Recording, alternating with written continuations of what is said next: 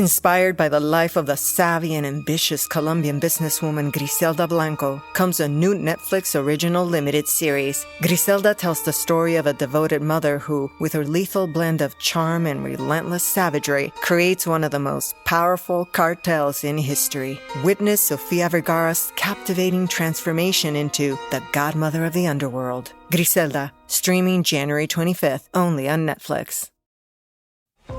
Listen to the 48 Hours podcast for shocking murder cases and compelling real-life dramas from one of television's most watched true crime shows. Go behind the scenes of each episode with award-winning CBS News correspondents and producers in Postmortem, a weekly deep dive. Listen to 48 Hours wherever you get your podcasts.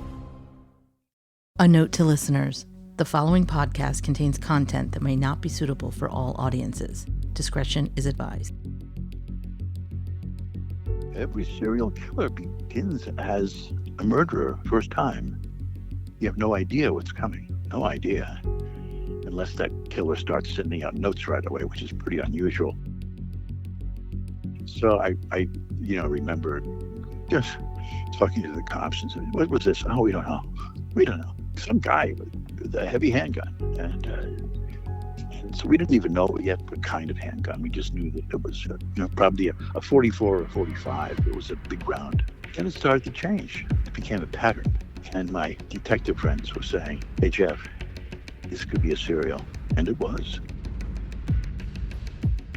You are listening to Partners in True Crime. We are your hosts, Rob and Cindy Dorfman.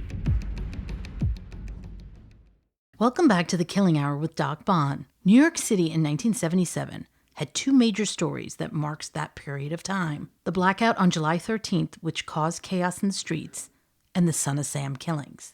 This was also one of the first times TV news played such a pivotal role in covering a serial killer case in the most influential city in the world. Today we have journalist Jeff KAMEN, who covered the Summer of Sam for WPIX New York as a crime reporter. Jeff was a journalist for over 50 years who also worked for NBC and NPR during his amazing career. We're so thrilled to hear what he has to say about his experiences covering the Son of Sam case. So it's time to start The Killing Hour with Doc Bonn. I first met Jeff when I reached out to him during the initial phases of my research for my book, Why We Love Serial Killers. And I had known Jeff by reputation for his coverage as an award-winning journalist for the Son of Sam case. And I really wanted to get his expertise and knowledge and insider perspective on the Son of Sam case. So that's why I reached out to him originally. That's fantastic. Yeah, and I was reviewing some of the stuff, and I saw your Psychology Today article where you had him on as well, which I thought was interesting. But yeah, Jeff, thank you so much for being on the podcast. Yeah, it's such a pleasure to meet you. Thank you. Like I said, we're watching your old news broadcast from WPIX. Really brought back some memories. The scariest childhood we ever had in New York City. The summer of Sam. The Summer of Sam. So, Jeff, why don't you start off just for our audience, just kind of give us a little bit about your background and what you covered in the New York area or wherever you've covered things, and just kind of get us up to speed. I'm older than dirt. I'll be 80 years old in November, but the brain doesn't seem to understand that, and therefore is eager to participate in these kinds of historical, responsible, diving back into the experiences I had as a young journalist. I started out when I was 16 years old, and I'm still writing, so that means I'm really long in the tooth in this work, and I fell in love with it at age 16. By the time I was 18, I was the overnight copy boy on the copy desk of the New York Journal-American newspaper, the last afternoon Hearst newspaper in New York City. It was a nonstop adventure. I met great cops and slimy cops.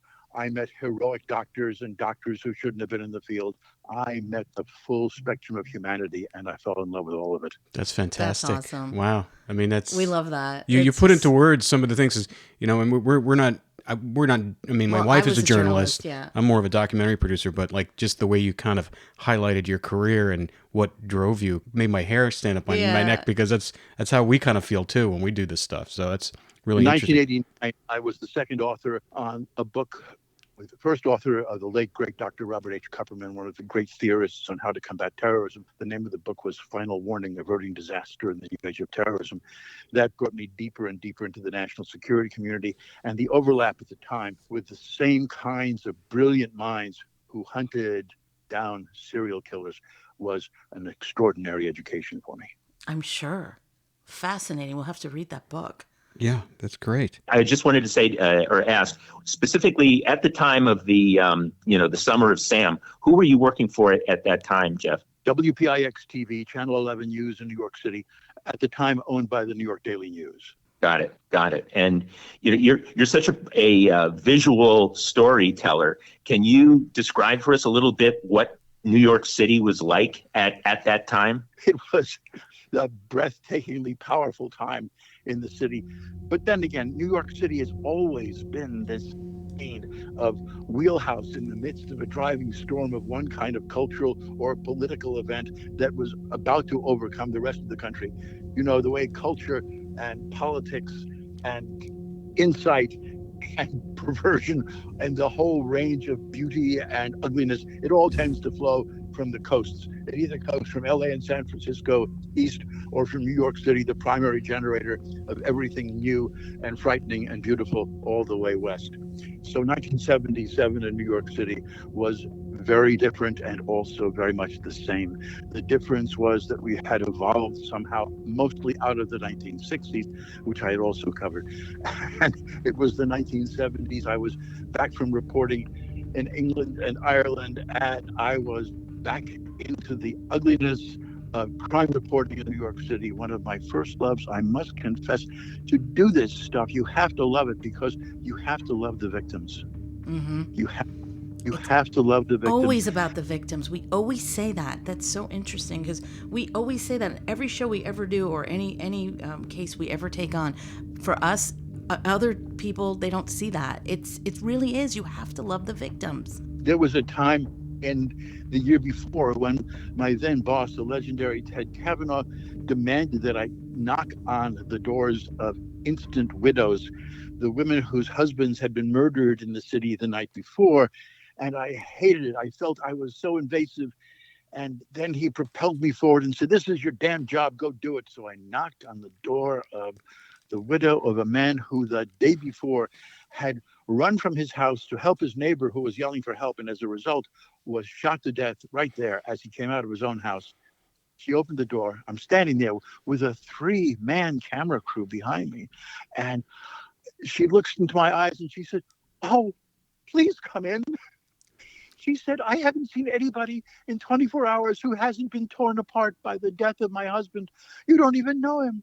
Come on in. Let's talk." Wow. And I found myself in the unexpected role of a new friend. Yeah. And then 4 days later, in the middle of a broadcast, the assignment desk comes looking for me. They pull me off the set after I finished my most recent piece. I wasn't due with another piece on the air for another 4 or 5 minutes. This is a live news broadcast. And he says, "Listen, the president of the New York City Council's on the phone. He wants to talk to you now." So I call the guy back and he says, "We've been watching your reporting about that murder in Rosedale. We're going to give that family all the money it needs to put its kid through college." Wow. So all of a sudden, I no longer felt like I was exploiting the suffering of that family. I had actually done it some good. Yeah, that's fantastic. That's awesome. So can you tell us how you first got put on the case?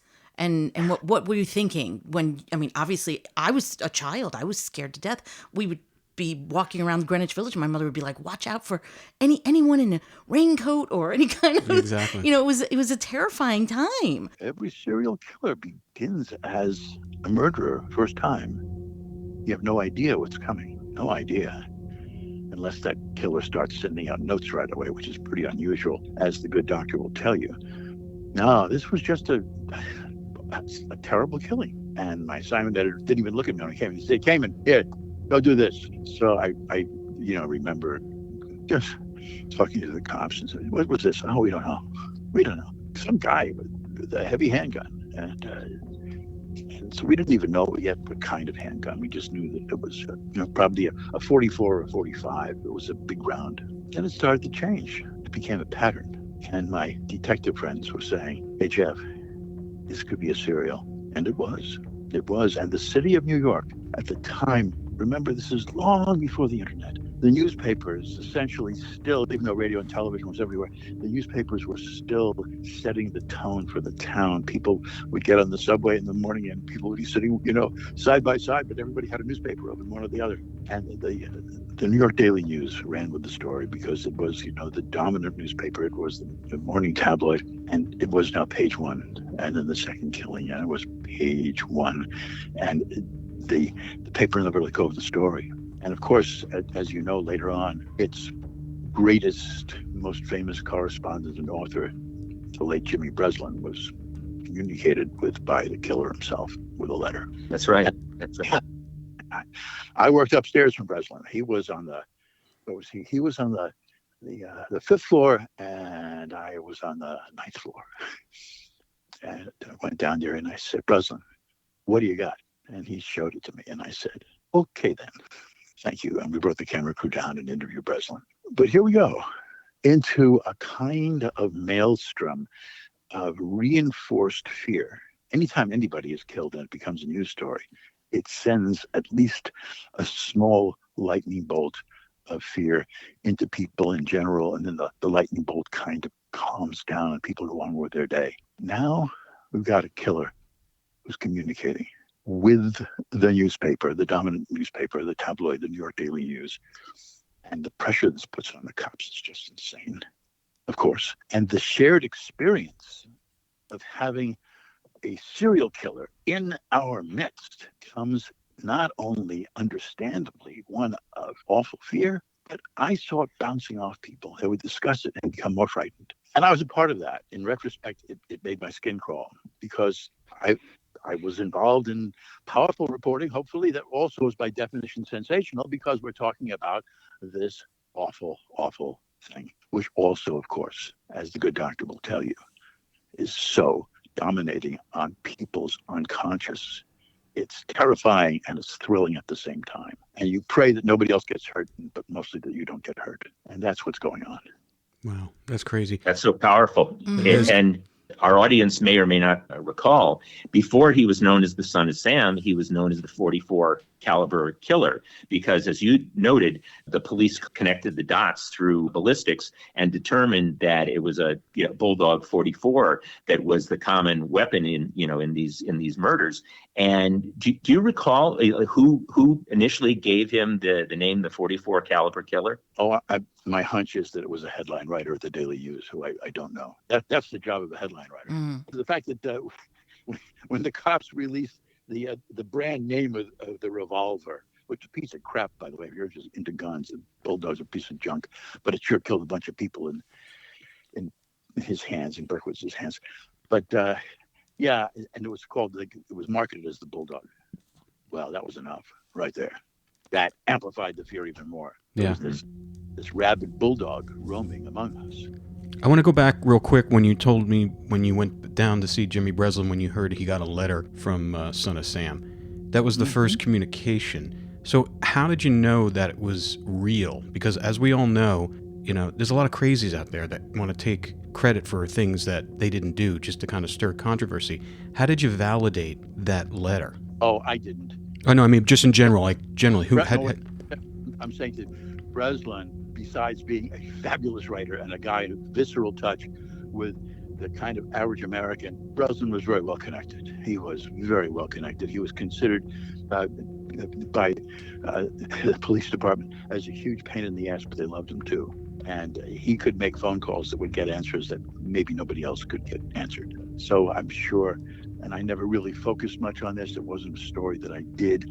When Breslin gave credence to it, instead of saying, nah, it's all bullshit, which would have been typical of him, that made everybody slow down even more and say, okay, this is as real as it gets. And what were you thinking at that time as a journalist covering this?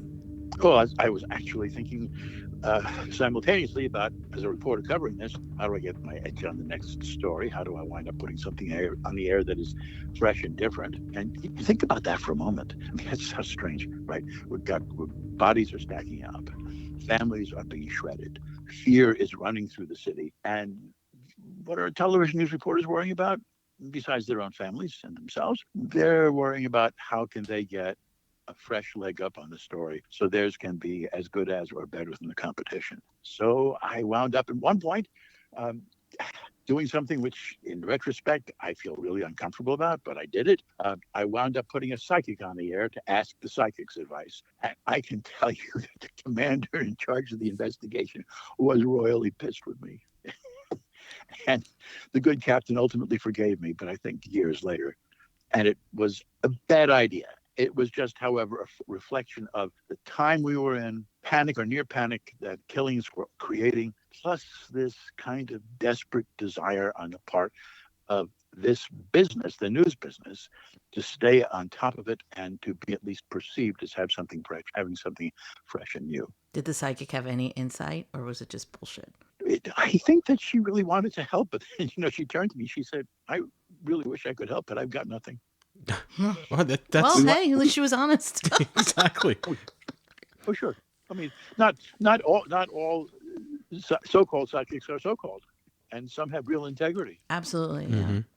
How did the story do ratings-wise, though? I'm sure it got some eyeballs. I disciplined myself to not look at the posted ratings every morning because I thought it would drive me even crazier, and the job was crazy making enough. Yeah. You routinely work 12-hour days. Yeah. At the time, I was a young dad too. It was I had a 4-year-old and a 7-year-old, and a wife I really liked spending time with.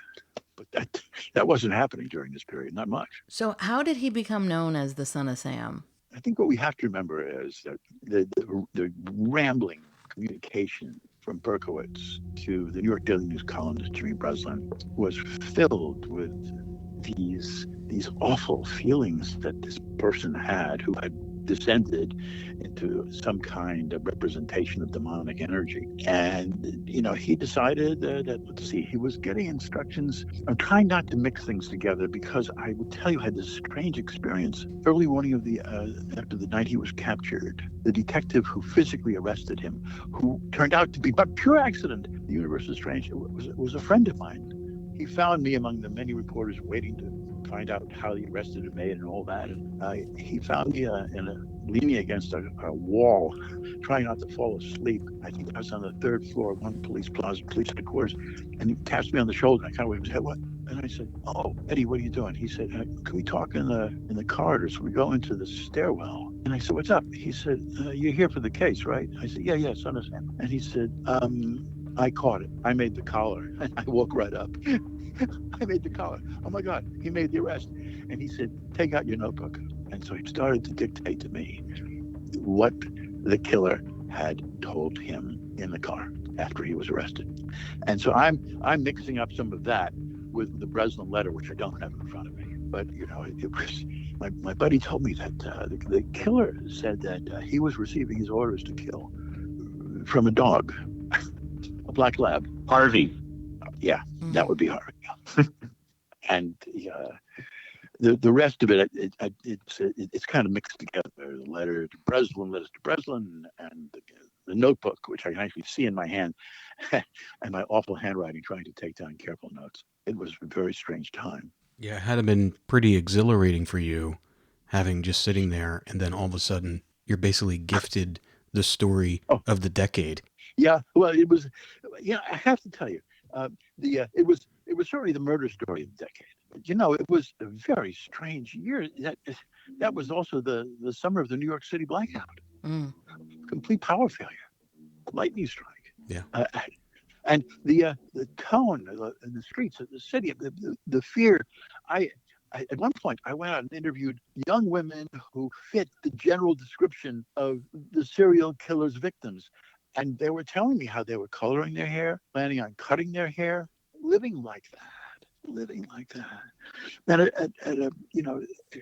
I wound up in the courtroom with Berkowitz when in his first appearance in court. I had this awful feeling as I saw him. I had not seen him before, except at a great distance. And there he was, only a few yards away. I had my notebook in my pen in my hand, and it was a BIC. And I thought in 4 seconds I could be across the room and drive the BIC into one of his eyes, and he'd be dead. And I thought to myself, "Wait a minute, what?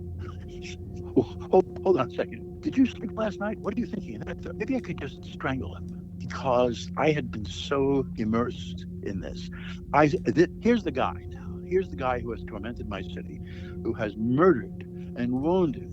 And I've been spending some time with Nisa Moskowitz, the mother of Stacy Moskowitz, one of the victims. Not that the victim's mother and I became friends, but I was starting to personally take in with some depth the pain, the suffering that this monster had inflicted on this innocent young woman and her family. And for one moment, I simply wanted to kill him. And that's not a job of a journalist. And I just had to kind of like internally grab myself by the scruff of my neck and shake myself and say, hey, the pen goes on the paper. And the moment I got that bait, suddenly Berkowitz starts to scream and sing song. Stacy was a whore. Stacy was a whore. Then I stopped writing. I literally had to control myself. I just wanted to kill him again.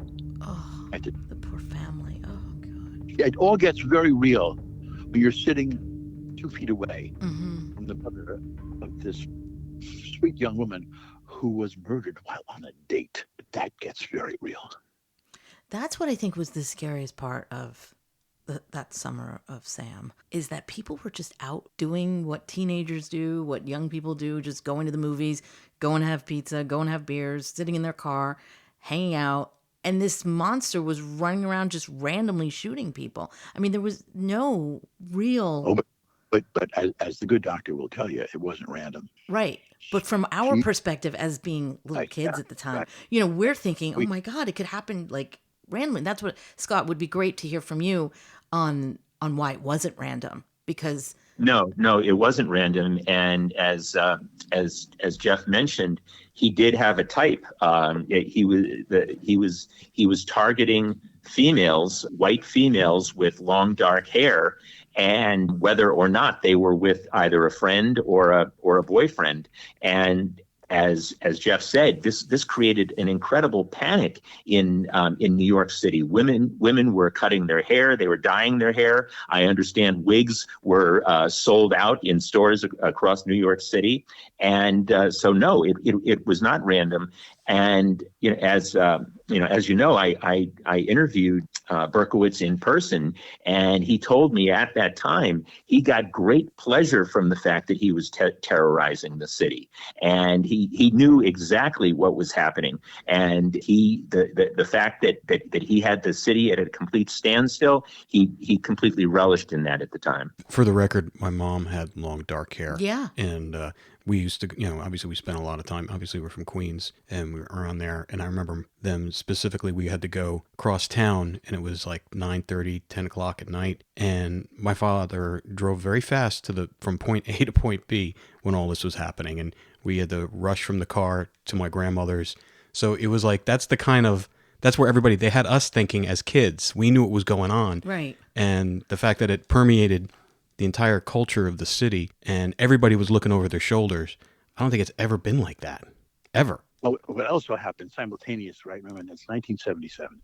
Television news has now penetrated pretty much everywhere. It was getting heavy in the 60s, but by mid-70s, everybody, they called it HUD, homes using television, that's the industry term, 100%. So when people started to experience crime scenes and interviews with victims, it became more of a collective experience than just reading it in the newspaper. Yeah, that's true. So this gunman's grip on 8 million human beings was deeper and more effective than he ever could have imagined. Absolutely. And I mean, the manhunt was the largest manhunt in the history of New York City, and therefore probably the largest manhunt in the history of the United States. What was it like? Because you said you had a good relationship with all these law enforcement officers, and obviously they confided you and they actually gave you stories. That was like after they caught him. Were they giving you information as well during that whole investigation? What were you hearing from them? They were terrified that they would screw up, look bad, and worse than that, damage the case against the guy that they arrested. So they were under strict orders to keep a really tight handle on information. Now, they would use us, and we were happy to do it, to try to figure out if there was some way that we could develop information that might somehow get the public to come through with something. And of course, there was an attempt by somebody in the public who got ignored. But Scott would say about that. And But what really did it was a traffic ticket, parking ticket rather, and that's how it happened.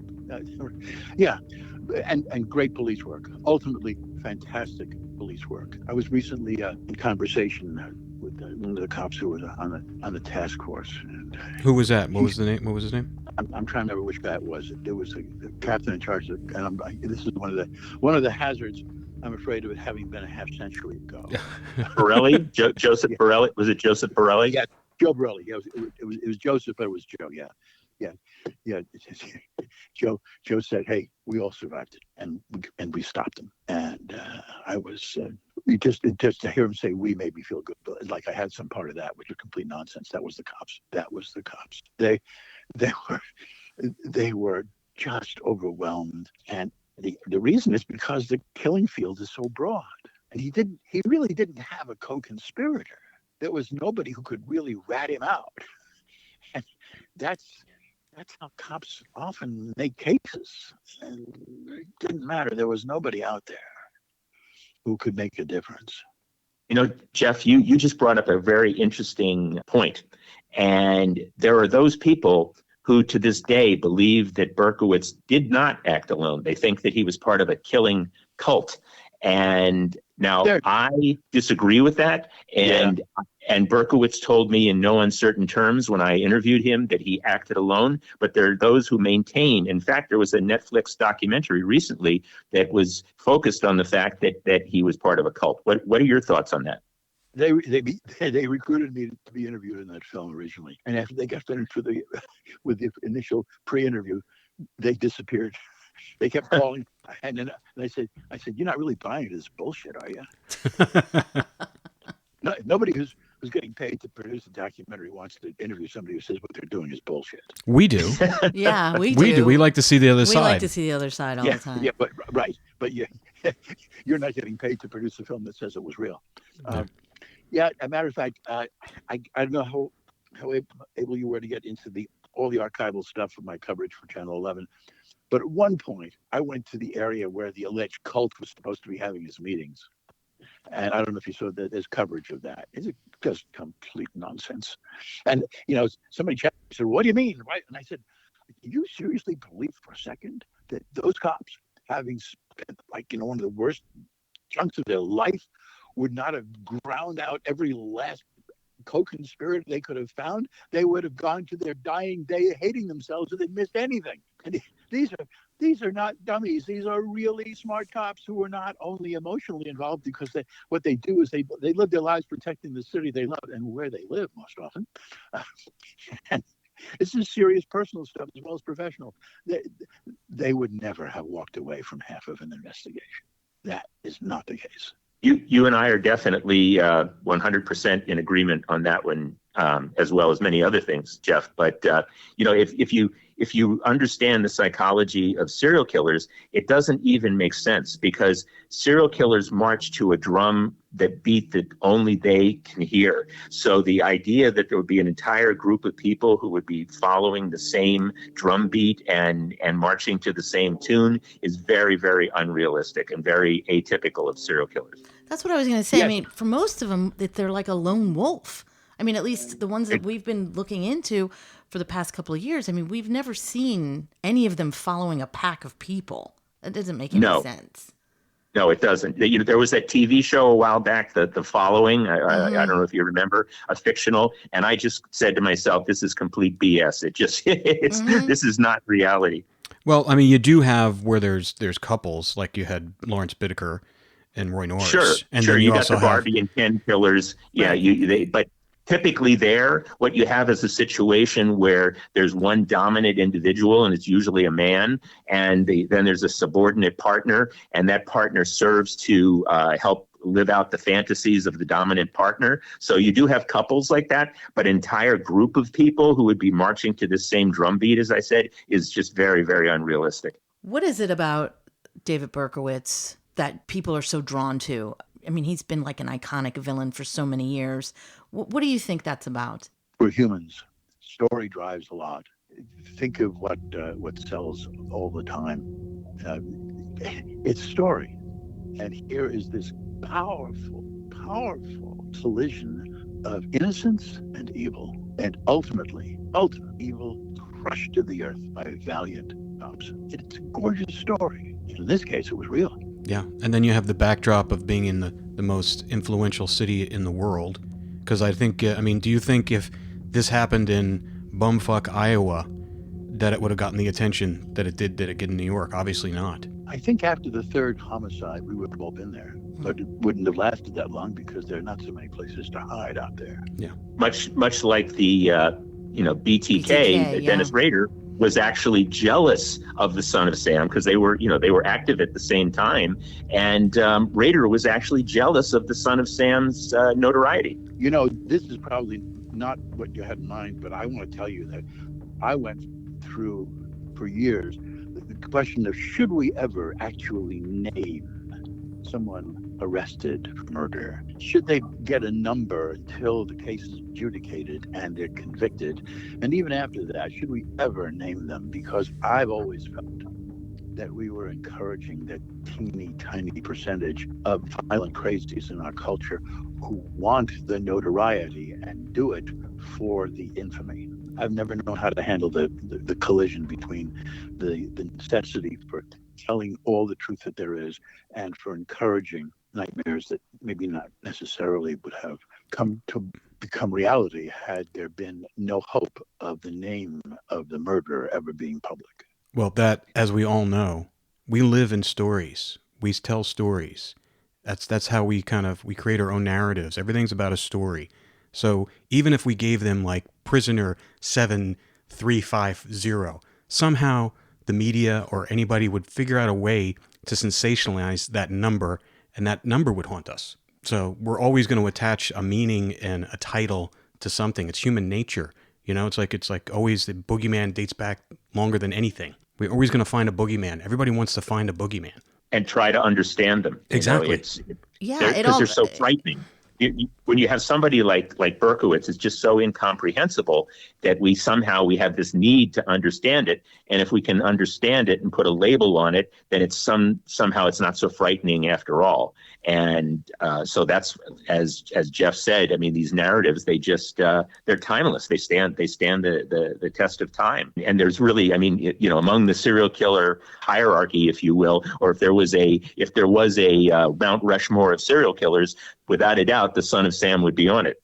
Yeah, and then Jeff, I remember reading in your article that with Scott's article where you're talking about how the adrenaline and the excitement of knowing that there's a bad boogeyman or a serial killer out there, and then that the normal people can kind of observe that in a controlled setting and kind of not be safe, but still be driven by the adrenaline and the excitement that someone like that is out there, a killer.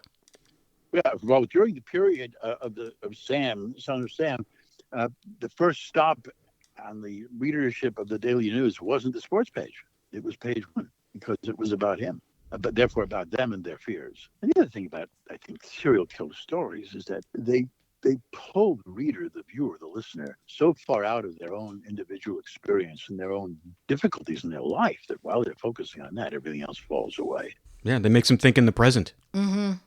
It's a blood-soaked entertainment without it our intending it to be entertainment. It really is escapism, and that, which is why I think true crime in general is so popular, because it takes us, it allows us to experience our worst nightmares, but in a very controlled setting, and it provides escapism. But at the end of the day, typically the individual is caught, and then we all feel safe and we can go to bed and sleep well at night. Absolutely. I don't know if you're aware of this, Jeff, but Berkowitz claims now to be a born-again Christian, and he actually has given himself the name Son of Hope. He's no longer Son of Sam, he's Son of Hope, and he claims to be serving God now. And believe it or not, he has a very large following. He has a website, ariseandshine.org, that has hundreds of thousands of followers, and he has become something of a darling of the evangelical Christian community. Do you have thoughts on that? Sure.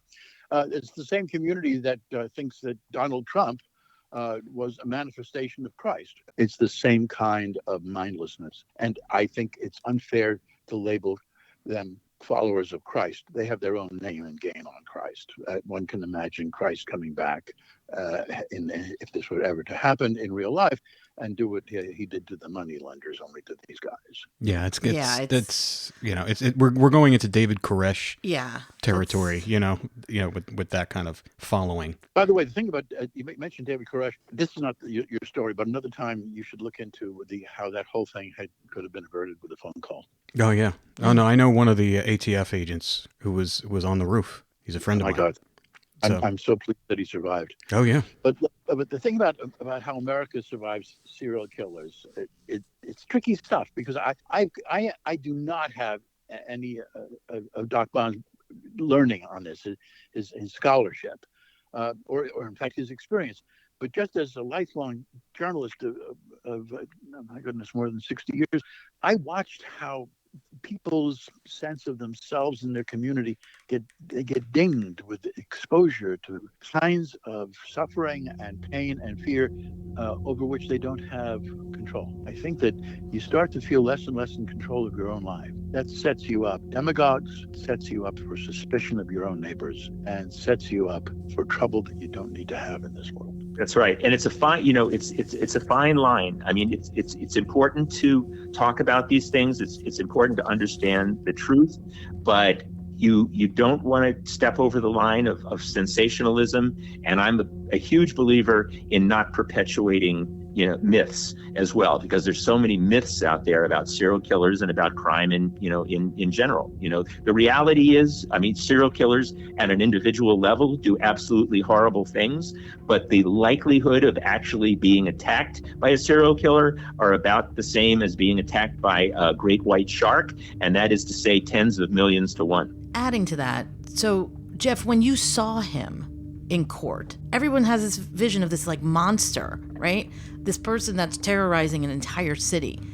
And yet you see this person in court. What did he look like? You would walk past him if you were walking your way through the subway car from one place to the next, and get nothing off him unless you were very sensitive. He was nondescript. Of course, I was never face to face with him. Scott was. And I remember feeling, that's it? That's him?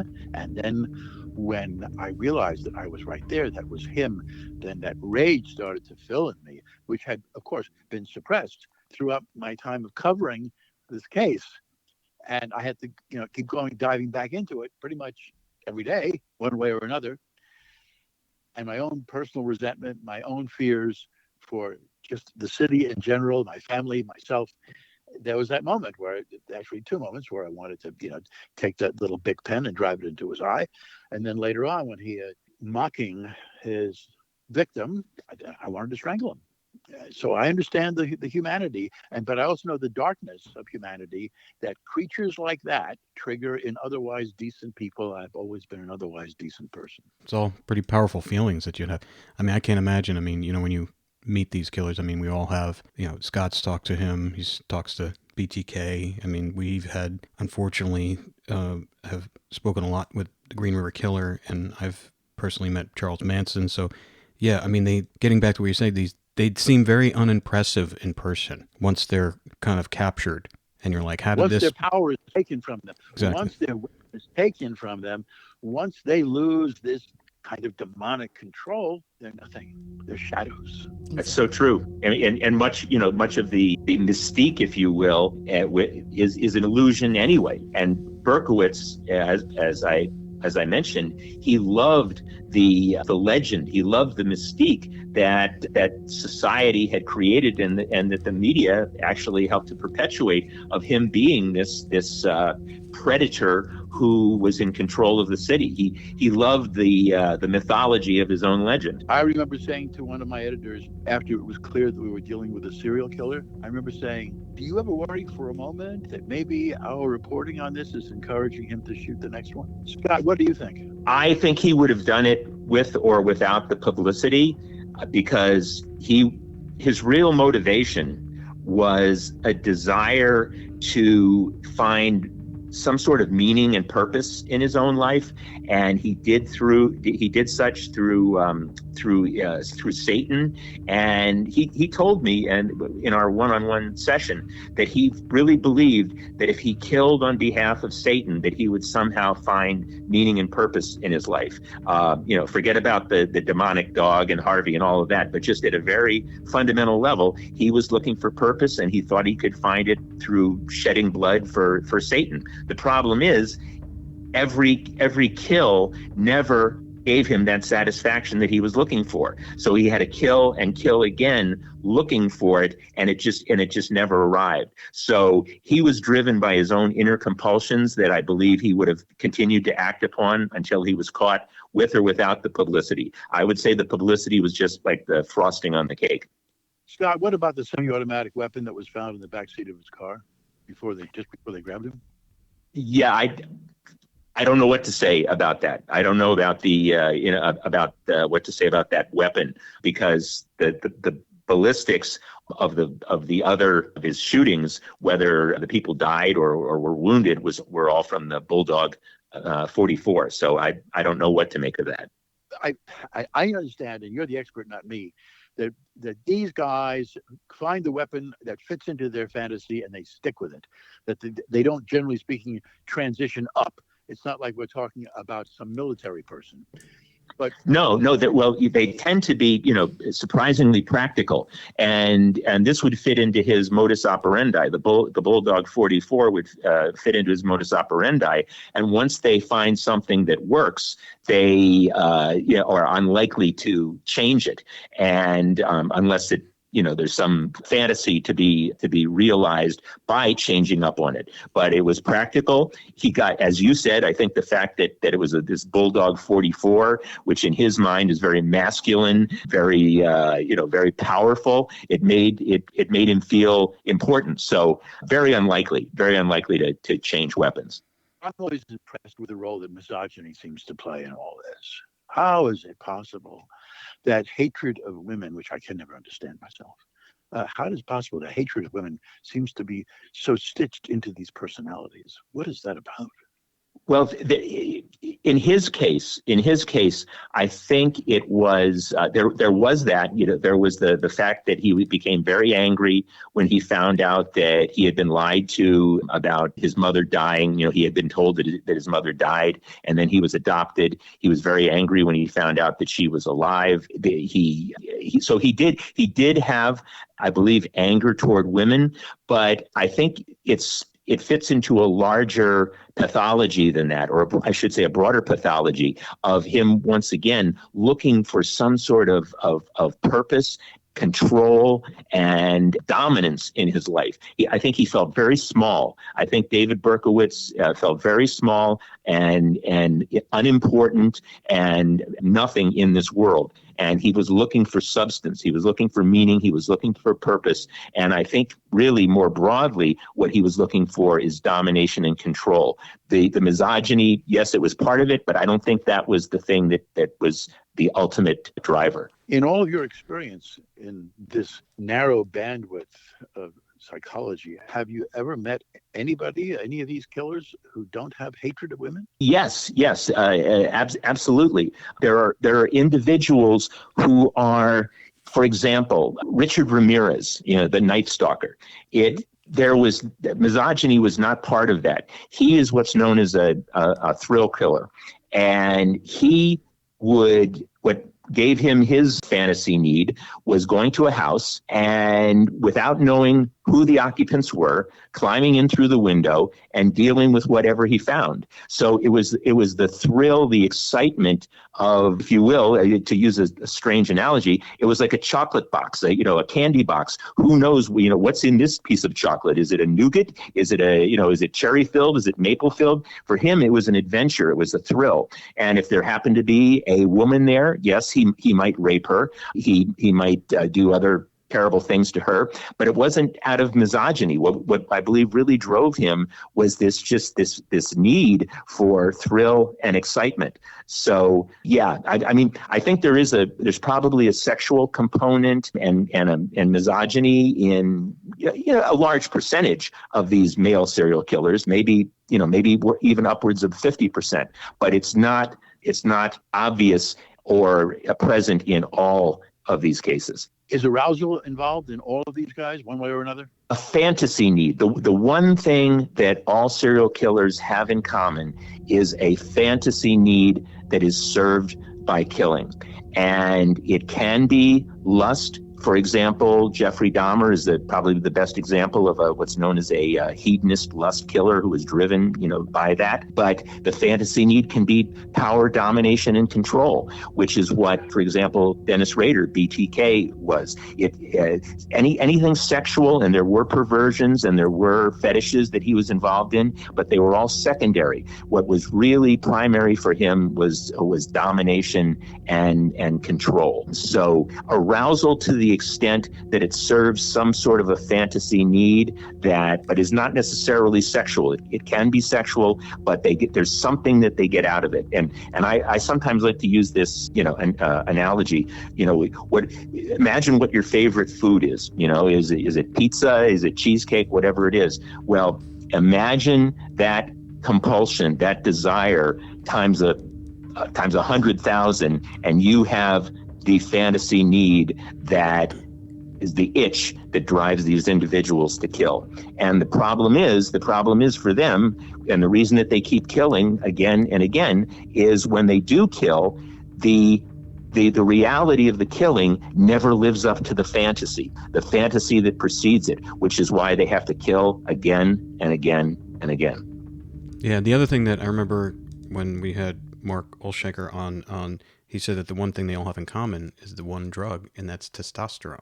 And which I thought was really interesting because, that's probably why majority of them are men. Can you name 3 female serial killers who operated by themselves? Well, no. Yeah, well, the Wuornos, Eileen Wuornos is the poster girl of female serial killers. But I get asked this question a lot. Too. One of the myths is that all serial killers are these, white male loners who, dysfunctional, sort of strange, living by themselves off in a house in the woods somewhere. And it's just not true. I mean, are there serial killers who fit that profile? Yes, there are. But guess what? About 12% of all murderers in the United States are females.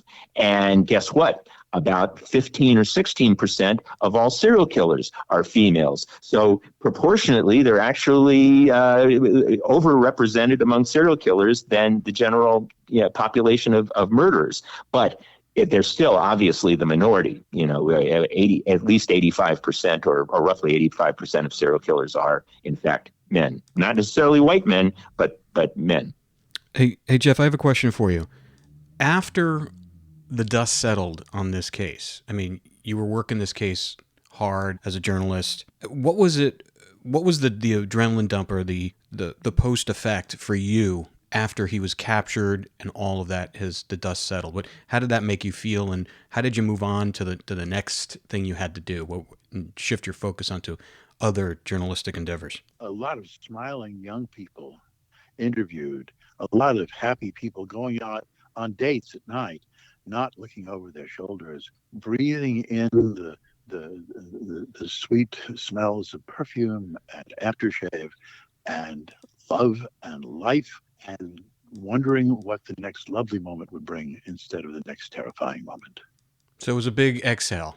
You bet. Across the horizon of humanity in the city, but especially among the target population and their boyfriends and their dads.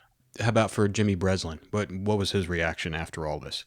I'm scrolling back in my brain, and I don't think that I interacted with Breslin after that, except I saw him one day heading for the elevator on the first floor as I was going down. I'd got my elevator just gone down. He was heading up. And I said, how's it going? And he said, better. Brevity is the soul of wit. That's fantastic. You're such a visual storyteller, Jeff. I love the way you describe, the environment and the reactions. And I can almost smell it, taste it, see it as you describe it.